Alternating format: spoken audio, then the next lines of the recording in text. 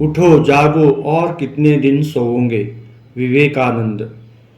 तुम लोग इसी समय कमर कसकर तैयार हो जाओ। तुम लोगों का अब काम है प्रांत प्रांत में, गांव गांव में जाकर देश के लोगों को समझा देना कि अब आलस्य से बैठे रहने से काम ना चलेगा।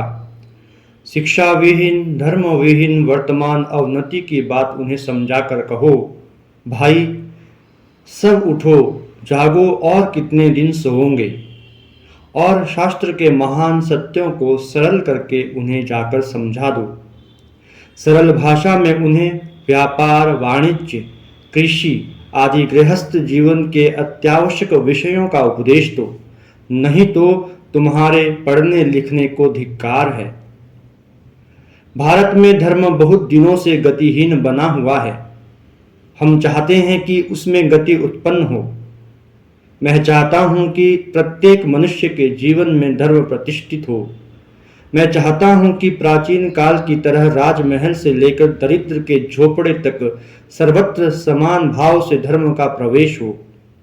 याद रहे, धर्म ही इस जाति का साधारण उत्तराधिकारी एवं जन्मसिद्ध स्वत्व है। इस धर्म को हर एक आदमी के दरवाजे तक निस्वार्थ भाव से पहुंचाना होगा। ईश्वर के राज्य में जिस प्रकार वायु सबके लिए समान रूप से प्राप्त होती है, उसी प्रकार भारतवर्ष में धर्म को सुलभ बनाना होगा। भारत में इसी प्रकार का कार्य करना होगा। पर छोटे छोटे दल बांध आपसी मतभेदों पर विवाद करते रहने से नहीं बनेगा। हमें तो उन बातों का प्रचार करना होगा जिनमें हम सब सहमत हैं, और तब आपसी मतभेद आप ही आप दूर हो जाएंगे। मैंने भारतवासियों से बारंबार कहा है और अब भी कह रहा हूं कि कमरे में यदि सैकड़ों वर्षों से अंधकार फैला हुआ है, तो क्या घोर अंधकार, भयंकर अंधकार कहकर चिल्लाने से अंधकार दूर हो जाएगा? नहीं, रोशनी जला दो, फिर देखो कि अंधेरा आप ही आप दूर हो जाता है या नहीं। पहले अन्य देशों में जाओ, अपनी आंखों से देखकर दूसरों की आंखों के सहारे नहीं, अवस्था और रहन सहन का अध्ययन करो।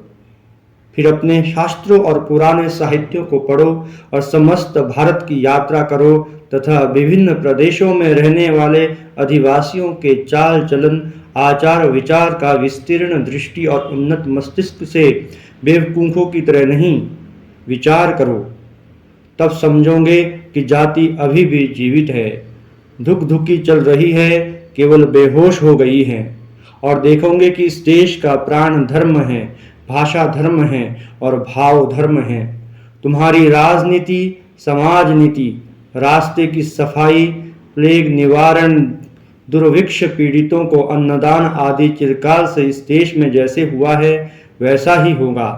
अर्थात धर्म के द्वारा यदि होगा तो होगा, अन्यथा नहीं। तुम्हारे रोने चिल्लाने का कुछ भी असर ना होगा। भारत का बाहर के देशों से संबंध जोड़े बिना हमारा काम नहीं चल सकता। किसी समय हम लोगों ने जो इसके विपरीत सोचा था वह हमारी मूर्खता मात्र थी, और उसी की सजा का फल है कि हजारों वर्षों से हम दासता के बंधनों में बंध गए हैं। हम लोग दूसरी जातियों से अपनी तुलना करने के लिए विदेश नहीं गए, और हमने संसार की गति पर ध्यान रखकर चलना नहीं सीखा। यही है भारतीय मन की अवनति का प्रधान कारण।